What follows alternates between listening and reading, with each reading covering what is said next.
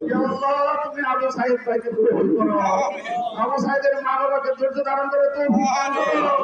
ইয়া আল্লাহ কত ছাত্রীরা শাহাদাত বরণ করেছে মাবুদ।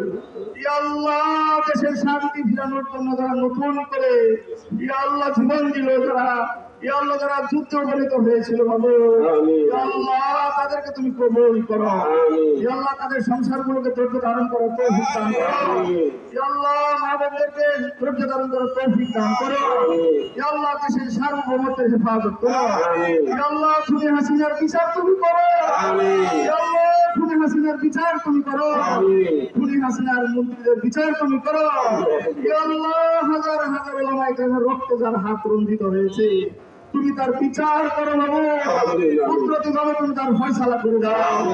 ইয়া আল্লাহ কোন মায়ের বুক যাতে খালি না হয় সেই তৌফিক তুমি দান করো।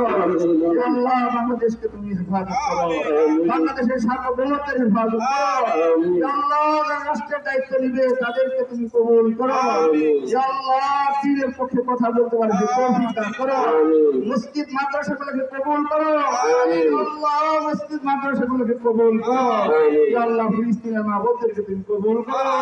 ফিলিস্তিনের মুসলমানদেরকে তুমি হেফাজত করো। ফিলিস্তিনের জমিনকে তুমি বিজয় দান করো। ইয়া আল্লাহ বাংলার মতো বিজয় দান করো। ইয়া আল্লাহ বাংলার মতো বিজয় দান করো। ইয়া আল্লাহ তুমি আমাদেরকে কবুল করো। ইয়া আল্লাহ যে সমস্ত ভাইরা ইয়া আল্লাহ এখানে হাজির হয়ে সবাইকে কবুল করো। ইয়া আল্লাহ বাবু শাপলা চত্বরে যত ছাত্র ভাইরা শাহাদাত বরণ করেছে তাদেরকে জান্নাতে আলা মাকাম দান করো। তাদেরকে জান্নাতে আলা মাকাম দান করো। ইয়া আল্লাহ সাইফুল ইসলামের কবরটা জান্নাতে আলা মাকাম করে দাও।